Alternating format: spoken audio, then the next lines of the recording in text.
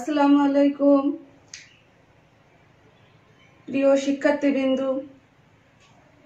শিমুরেজা MP college আয়োজিত online ICT ক্লাসে সকল শিক্ষার্থীদের জানাই শুভেচ্ছা ও স্বাগত।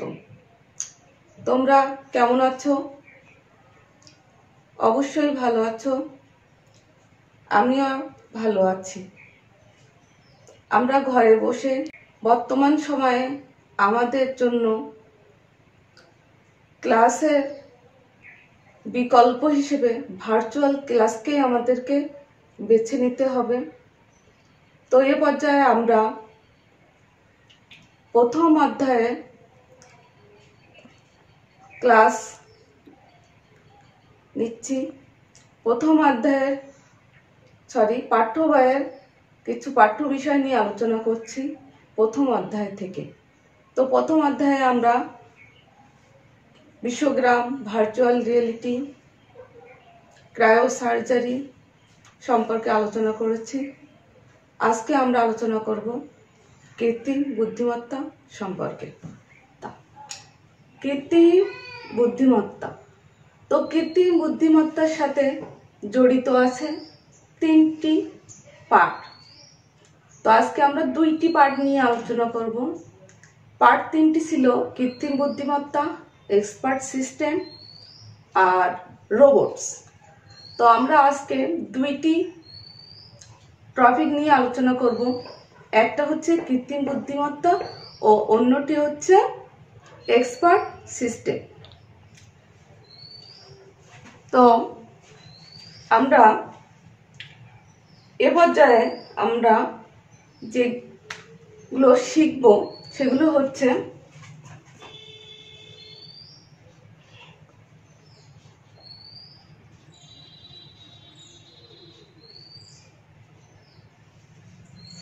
কৃত্রিম বুদ্ধিমত্তা কি সে সম্পর্কে শিখতে পারবো। অর্থাৎ আজকের ক্লাসের আলোচ্য বিষয় সম্পর্কে আমরা যদি শিখি বা ক্লাসটি গ্রহণ করি, তাহলে যে জিনিসগুলো আমরা শিখতে পারবো সেগুলো হচ্ছে কৃত্রিম বুদ্ধিমত্তা কি সে সম্পর্কে শিখতে পারবে তোমরা। এছাড়া কৃত্রিম বুদ্ধিমত্তা সম্পর্কে ব্যাপক আলোচনা করতে পারবে। এছাড়া এক্সপার্ট সিস্টেম সম্পর্কে ব্যাখ্যা দিতে পারবে। তো আমরা আজকে দুইটা টপিক নিয়ে আলোচনা করব। এক হচ্ছে কৃত্রিম বুদ্ধিমত্তা আর একটি হচ্ছে এক্সপার্ট সিস্টেম।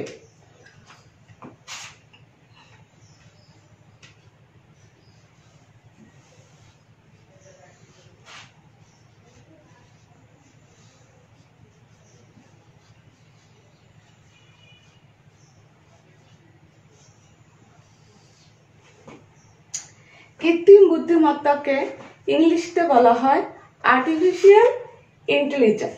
কি বলা হয়? Artificial intelligence. ARTI, artificial, FICIAL, artificial intelligence, INTELLIGENCE, LIGENCE।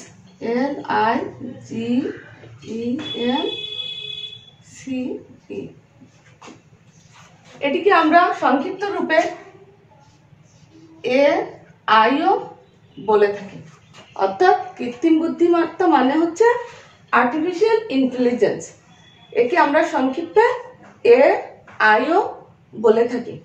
এখন আমরা জানবো আসলে কৃত্রিম বুদ্ধিমত্তাটা কি বা কিভাবে ব্যবহৃত হচ্ছে বা ব্যবহার আমরা করছি। মানুষ যেভাবে চিন্তা ভাবনা করে কৃত্রিম উপায়ে কম্পিউটারের মাধ্যমে সেভাবে চিন্তা ভাবনার রূপদান করাকে কৃত্রিম বুদ্ধিমত্তা বলে। অর্থাৎ মানুষের চিন্তা ভাবনা যেমন ঠিক তেমনিভাবে কম্পিউটারে সেইভাবে চিন্তা ভাবনা করে রূপদান দেয়। কাকে দেয়? কম্পিউটারকে দেয়।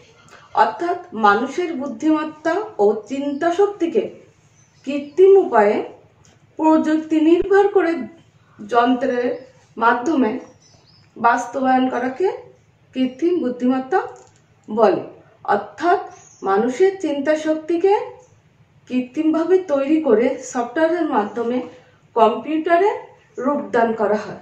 এর ফলে মানুষের বুদ্ধিমত্তা চিন্তা শক্তি একটি কম্পিউটারের মধ্যে চলে যায়। এটাই হচ্ছে মূলত কৃত্রিম বুদ্ধিমত্তা।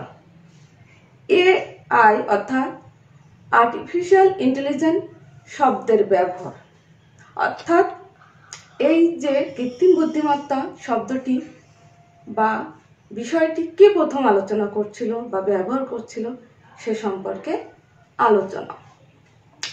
কৃত্রিম বুদ্ধিমত্তা শব্দটি 1956 সালে জন ম্যাকার্থি 1956 সালে কে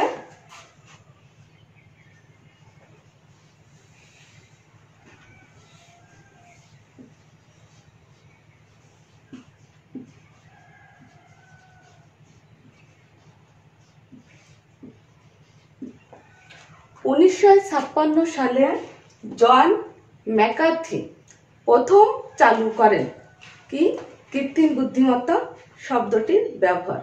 তার মতে কৃত্রিম বুদ্ধিমত্তা হলো বুদ্ধিমান যন্ত্র নির্মাণের বিজ্ঞান।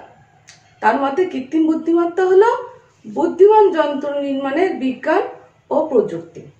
সহজ কথায় বুদ্ধিমত্তা হলো চিন্তা করার বিশেষ ক্ষমতা। তাহলে বুদ্ধিমত্তা হলো কি চিন্তা করার বিশেষ ক্ষমতা, যা প্রাণীর আছে কিন্তু জড়বস্তুর নেই।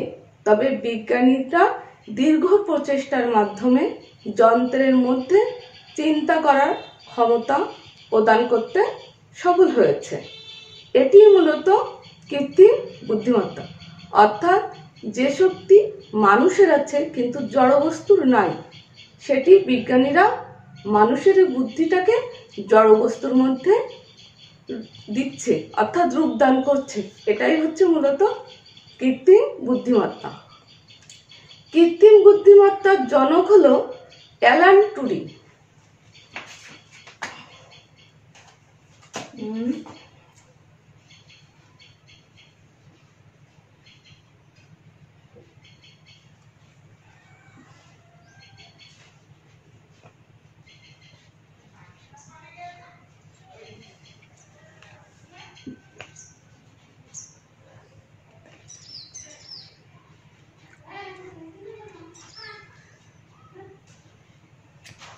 কৃত্রিম বুদ্ধিমত্তার জনক হলেন অ্যালান টুরিং।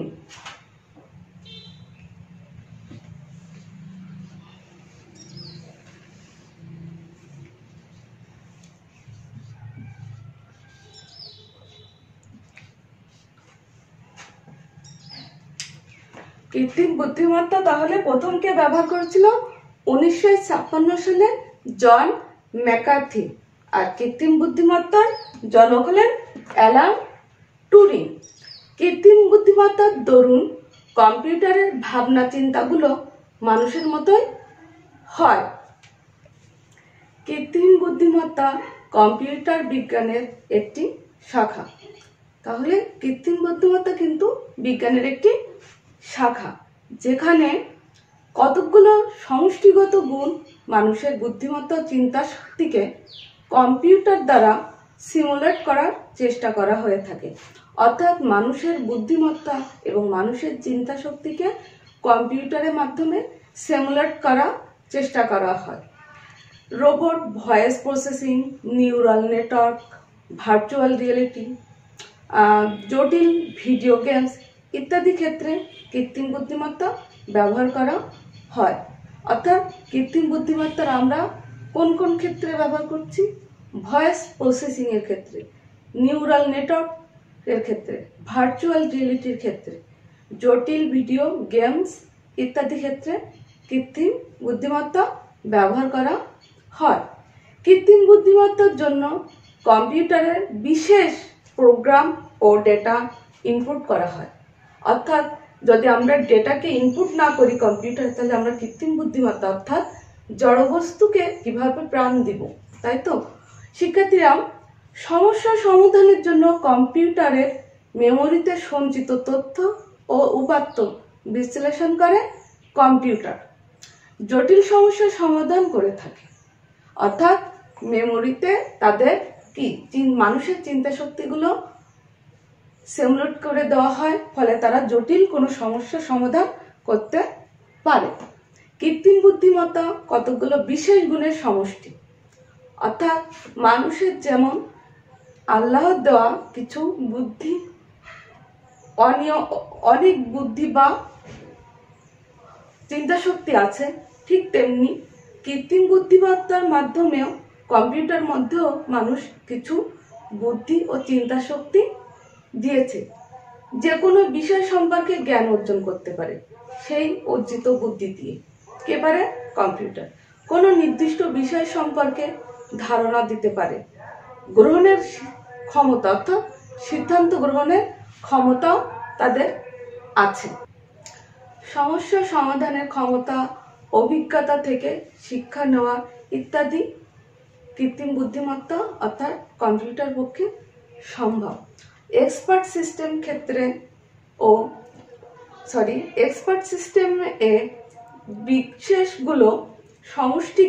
বিশেষ কিছু সমষ্টিকে ব্যবহৃত যন্ত্রের মধ্যে সিমুলেট করে দেওয়া হয়।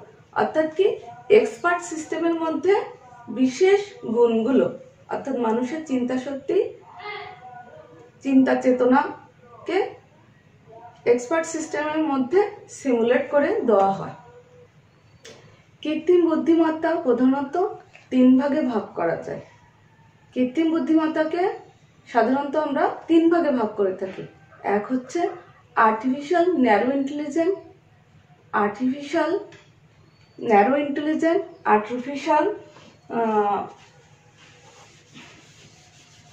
আমি লিখি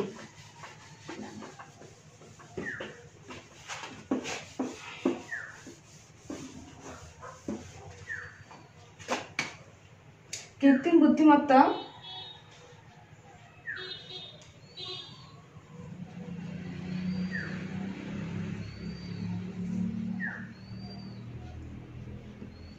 প্রধানত 3 প্রকার।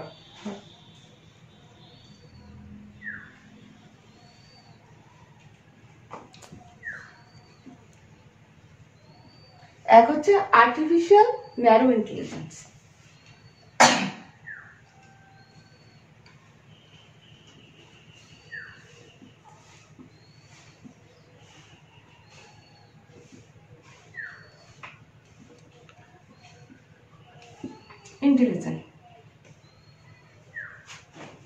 আর্টিফিশিয়াল ন্যারো ইন্টেলিজেন্স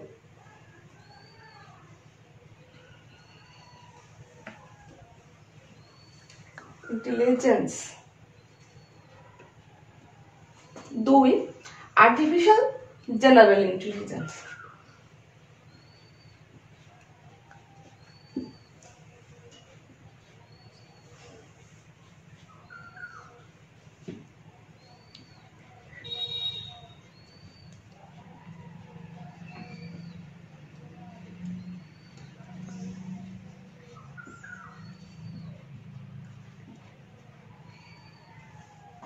আর 3 নম্বর আর্টিফিশিয়াল সুপার ইন্টেলিজেন্স।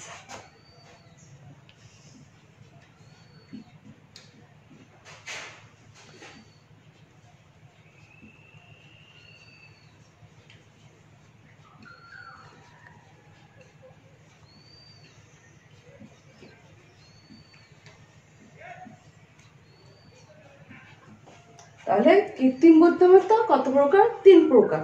প্রথমত artificial narrow intelligence, 2 artificial general intelligence, 3 artificial super intelligence.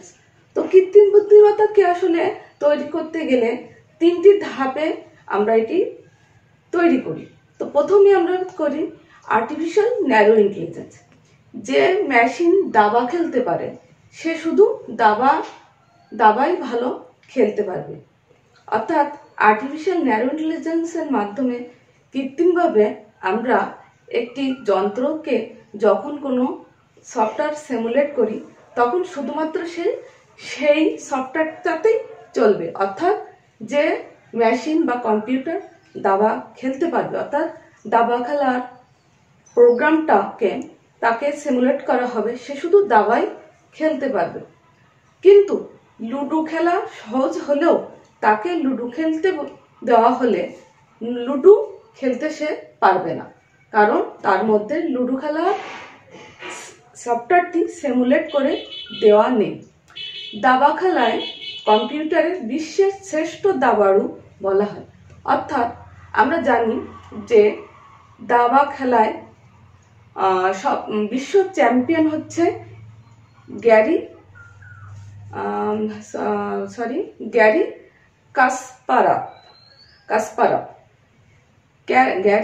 কাসপারভকে আমরা বিশ্বের চ্যাম্পিয়ন মনে করি। কিন্তু খেলার ক্ষেত্রে অর্থাৎ দাবা খেলায় প্রোগ্রাম দিয়ে একটি কম্পিউটারকেও জনপ্রিয় অর্থাৎ বিশ্ব চ্যাম্পিয়ন করা যায়, সে নজির আমরা পেয়েছি। কারণ IBM এর ডিপ ব্লু সর্বপ্রথম কৃত্রিম বুদ্ধিমত্তা সম্পন্ন দাবা প্রতিযোগীকে পরাজিত করে কৃত্রিম বুদ্ধিমত্তা এর প্রয়োগের ফলে কম্পিউটার বুদ্ধিমান যন্ত্রে পরিণত হয়। অর্থাৎ কি, প্রোগ্রামযুক্ত কম্পিউটার নিজে থেকে সিদ্ধান্ত নিতে পারবে। এজন্য আমরা যখনই একটি কৃত্রিমভাবে দাবা খেলার সফটওয়্যার যখনই একটি কম্পিউটারকে আমরা সিমুলেট করেছিলাম, তখনই আমাদের বিশ্ব চ্যাম্পিয়ন দাবাড়ু গ্যারি কাসপারভকে পরাজিত করে আমাদের IBM এর ডিপ ব্লু সর্বপ্রথম কৃত্রিম বুদ্ধিমত্তা সম্পন্ন দাবাড়ু হিসেবে দাবা প্রতিযোগিতায় বিশ্ব চ্যাম্পিয়ন হয়। এবার আর্টিফিশিয়াল জেনারেল ইন্টেলিজেন্স কি? আর্টিফিশিয়াল জেনারেল ইন্টেলিজেন্স হচ্ছে কৃত্রিম বুদ্ধিমত্তার দ্বিতীয় ধাপ। এ ধাপে কম্পিউটার মানুষের মধ্যে চিন্তা করতে, সমস্যার সমাধান করতে, পরিকল্পনা করতে এবং নতুন পরিবেশের সাথে মানিয়ে চলার ক্ষমতা অর্জন করতে পারে। অর্থাৎ প্রথম ধাপে আমরা কি করছিলাম, আর্টিফিশিয়াল ন্যারো ইন্টেলিজেন্সে আমরা সিমুলেট করে সফটওয়্যারকে কৃত্রিমভাবে কম্পিউটার বা যন্ত্রে প্রয়োগ করতাম। আর আর্টিফিশিয়াল জেনারেল ইন্টেলিজেন্সে অর্থাৎ দ্বিতীয় ধাপে আমরা কি করি, মানুষের মধ্যে যে চিন্তা করার শক্তি, সমস্যা সমাধান করার যে প্রয়োগ, এগুলো আমরা কি সিমুলেট করি। অর্থাৎ নতুন পরিবেশের সাথে মানিয়ে চলার ক্ষমতা অর্জন করতে শেখায়। কাকে? যন্ত্রকে। তৃতীয় ধাপ হচ্ছে আর্টিফিশিয়াল সুপার ইন্টেলিজেন্স। এটি হচ্ছে কৃত্রিম বুদ্ধিমত্তার তৃতীয় ধাপ। কম্পিউটার মানুষের চেয়েও বুদ্ধিমান হয়ে চিন্তা করতে পারে। অর্থাৎ মানুষ আশরাফুল মাখলুকাত, আল্লাহ সর্বশ্রেষ্ঠ জীব, অর্থাৎ সর্বশক্তিমান আল্লাহ, তারপরেই যে শক্তি তা সবই এই তার সৃষ্টির উপর দিয়েছে। কিন্তু এই মানুষের থেকেও কৃত্রিম বুদ্ধিমত্তা সম্পন্ন রোবট অর্থাৎ মেশিন চিন্তা করার ক্ষমতা তার অনেক বেশি। মানুষের চেয়েও বুদ্ধিমান হয়ে চিন্তা করতে পারে, সমস্যার সমাধান করতে পারে, জ্ঞান অর্জন ও প্রয়োগ করতে, তথ্য বিচার বিশ্লেষণ করে জটিল সমস্যা সমাধান করতে পারে।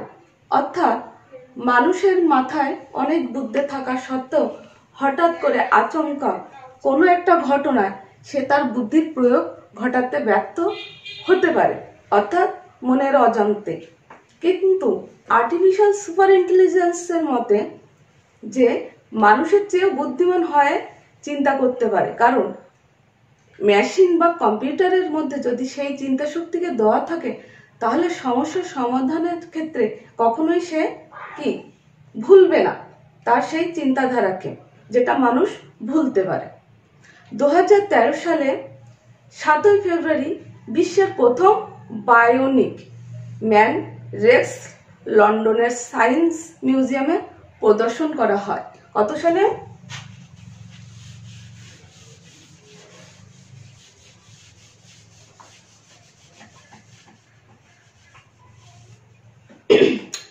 2013 সালের 7ই ফেব্রুয়ারি বিশ্বের প্রথম বায়োনিক ম্যান রেক্স তৈরি হয়।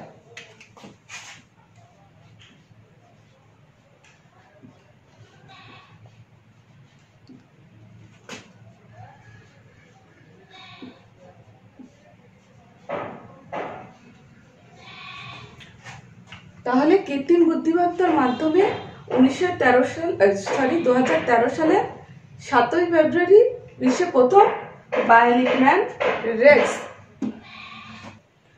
লন্ডনের সায়েন্স মিউজিয়ামে প্রদর্শন করা হয়। রেক্সের কৃত্রিম অঙ্গ, রক্ত এবং রোবোটিক হাত পা আছে। তাহলে রেক্সের কি কি আছে? অঙ্গ আছে, রক্ত আছে, রোবোটিক হাত পা আছে। এটি হাঁটতে পারে এবং বুদ্ধিমত্তা সহকারে কথোপকথন করতে পারে। প্রায় $1 মিলিয়ন খরচ করে এই কৃত্রিম মানব তৈরি করা হয়। এতে যে ব্যবহারগুলো হচ্ছে, অর্থাৎ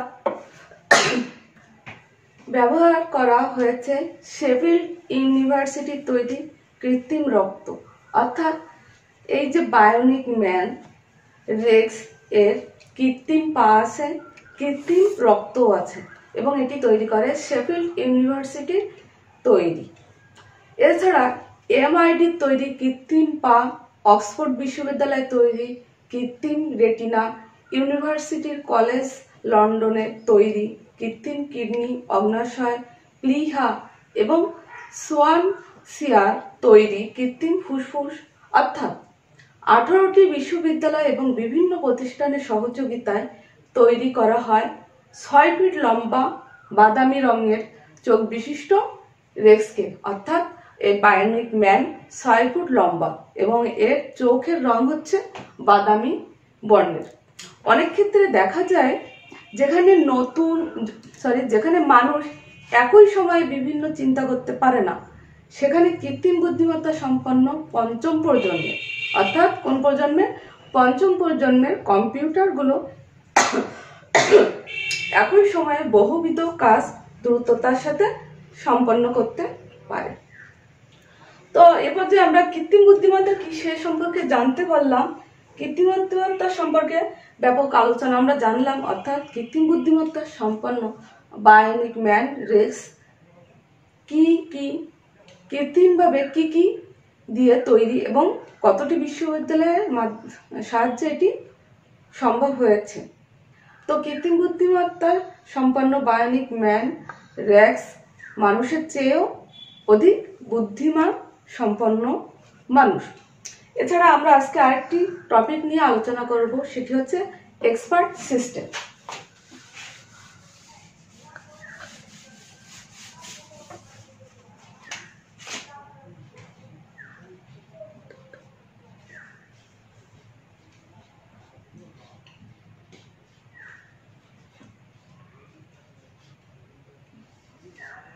আমাদের আরেকটি টপিক হচ্ছে এক্সপার্ট সিস্টেম।